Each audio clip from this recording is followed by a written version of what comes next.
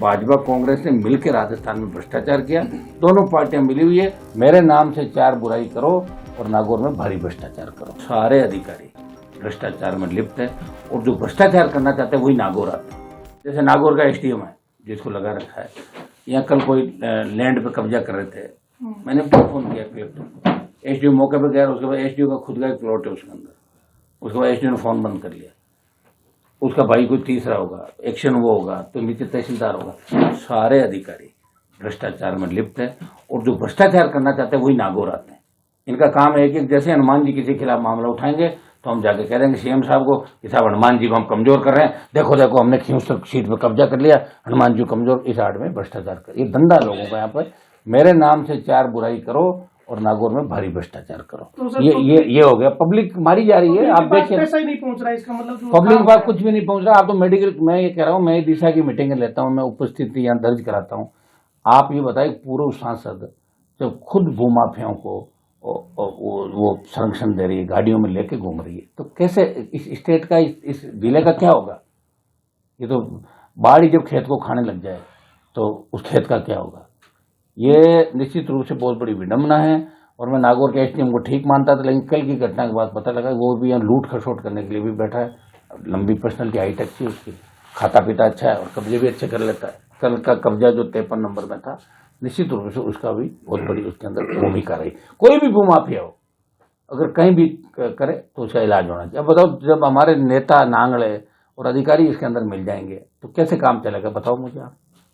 ये sir DM और कुछ ग्राम पंचायतों को वंचित भी रख दिया, तो वो जानबूझ के वो ऐसा था कि जब मैं भी बैठा था उसके अंदर, हम ट्रस्टी हैं, एमपी ट्रस्टी है, एमपी के बाद एमएलए ट्रस्टी हैं, तो डीएमएफटी के अंदर ज्यादातर तो अधिकारियों ने दिया, इनको नॉलेज भी नहीं है एमएलए साहब को। और फिर जो इन्होंने अपनी सेटिंग इन्होंने कर रखी थी, उन पंचायतों को नाम लिख दिया। कुछ पंचायत हैं जहाँ इनको वोट कम मिला तो उसके अंदर पीछे जाके 7-8 की एजेंसियां बदलवाती। वो मैंने कलेक्टर को कहा भाई आप ऐसे क्या करो, अंदर तो अपनी बात दूसरी हुई थी और आप पीछे चेक करो। कलेक्टर ने हाँ भरिए, दूसरी मीटिंग करो, एजेंसियां ग्राम पंचायतों में। हम चाहते हैं ग्राम पंचायत के माध्यम से काम हो ताकि ज्यादा से ज्यादा काम में पारदर्शिता और सही काम हो। मेरा तो है नहीं, क्योंकि सीएम मैच्योर ही नहीं है तो क्या हम कैसे उम्मीद करें सीएम पे? बताओ, ये तो कोई सीएम हटे जब भी राजस्थान का भला हो सकता है। अब हमारा मकसद कोई खींवसर विधायक और ये विधायक नहीं है, ये तो चलो भ्रष्टाचार में पकड़े गए इसलिए हम इन बातों का जवाब हमें देना पड़ रहा है। जवाब नहीं देंगे, लोग कहेंगे जवाब ही नहीं दिया। बाकी हमारा नहीं तो कोई इनसे फर्क पड़ना, सीएम कार्रवाई करे तो अच्छा, नहीं करे तो अच्छा। हमारा काम जनता को जागरूक करना और लोकसभा के अंदर इस बात को उठाएंगे। आवश्यकता पड़े तो प्रधानमंत्री से भी मिलने का समय मांगेंगे इस विधायक के और इन दोनों विधायकों के कारनामों के खिलाफ, और जो नेता भ्रष्टाचार के अंदर इन्वॉल्व है उनके खिलाफ। कुछ चीजें बीच में ये पूरे एमएलए एमपी इनकी तरफ भी उंगली उठती है इस मामले को लेकर, और पहले भी ऐसे मामले उठे थे एमपी लेड के अंदर। राज्यसभा के जो मेंबर है, कई एमपी है, तो ये भी मैं धन्यवाद दूंगा लोकतंत्र के चौथे स्तंभ मीडिया को कि उन्होंने आवाज उठाई।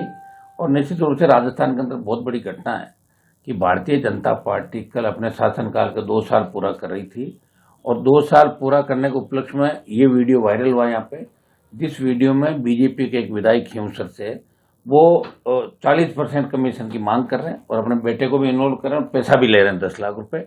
ये दुर्भाग्यपूर्ण है, सीधा सीधा संघीय ढांचे पर परार है। अगर हम लोग खींवसर विधायक के साथ साथ जो हमारी महिला 2 विधायक कांग्रेस पार्टी की अनीता और तीसरी बयाना रूपा से बानावत, रितु बानावत, और इसके अंदर 2 बीजेपी के लोग हैं। रितु बानावत के पति भारतीय जनता पार्टी के बड़े नेता हैं, लंबे समय से वो काम करो, एक तरीके से बीजेपी की विधायक उसको माने।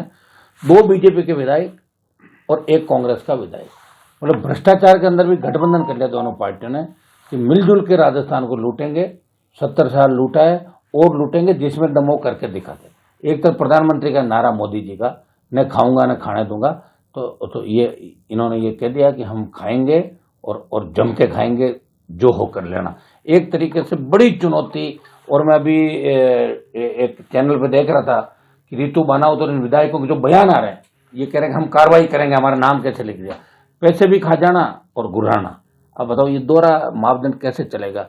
हमने मांग करी है कांग्रेस के राष्ट्रीय अध्यक्ष और राहुल गांधी, जेपी नड्डा जी, अमित शाह और इधर मुख्यमंत्री भजन लाल जी से और इनके जो बीजेपी के नेता हैं कि भाई आप इसमें कार्रवाई करें, इन विधायकों के खिलाफ इनको पार्टी से निकालें। और सबसे बड़ी बात, देवनानी जी से भी हम लोगों ने बात करी कि आप इनकी सदस्यता रद्द करें, क्योंकि ये सीधा सीधा स्टिंग का मतलब ऐसी भी कार्रवाई करें चाहे स्टिंग करें, वो एक ही बात मानी जाती है। लोकतंत्र का चौथा स्तंभ है। तो प्रथम दृष्टया एफआईआर दर्ज हो, इनकी गिरफ्तारी हो, और गिरफ्तारी के बाद जल्दी इस मुकदमे की सुनवाई हो, ताकि आइंदा से कोई भी चुनाव जनप्रतिनिधि ऐसी हिमाकत नहीं करे। खुला भ्रष्टाचार का खेल, और ये दोनों पार्टियों के विधायकों ने जो खुल के ये खेल किया, लोकसभा चल रही है और इन्होंने निश्चित रूप से सारे नेताओं को शर्मसार किया, हमारे इलाके खींवसर को शर्मसार किया, नागौर को शर्मसार किया, जहां जहां से वो जीत का है उन सबको शर्मसार किया।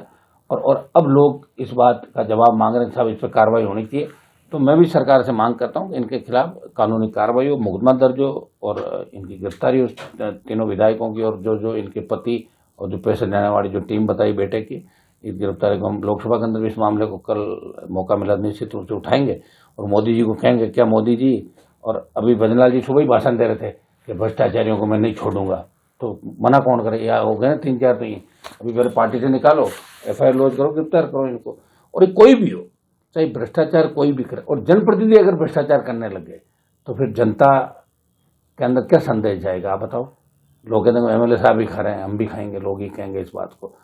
तो जो एक खींवसर का सम्मान हमने बढ़ाया लगातार लंबे समय से, विधायक बनने के बाद ये मेरे से गए थे, प्रधान जब थे, तो इस कमीशन के मुद्दे पे ही बार बार तनाव नहीं, मैं कहता भ्रष्टाचार कम करो, बहुत बड़ी बदनामी हो रही है, लोग अपनी पार्टी को बदनाम करेंगे। हम साथ हैं, हमसे भी 20% 25% कमीशन दे रहे हैं कि मेरे पैसे खर्च हो गए, मैं कहाँ से लाऊंगा।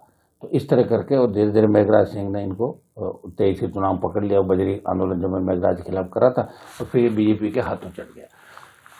विधायक बनने के बाद ये उनका 5वां 6ठा मामला, पूरे परिवार ने झूठा क्लेम उठा लिया, अलग अलग पिताजी का नाम, 2-2 बाप का नाम रख लिया, बेटा अलग उठा रहा है। जो किसानों का फसल बीमा क्लेम था उसको इन्होंने इसब गोल उसका उठाया, वो भी आप लोगों ने छापा।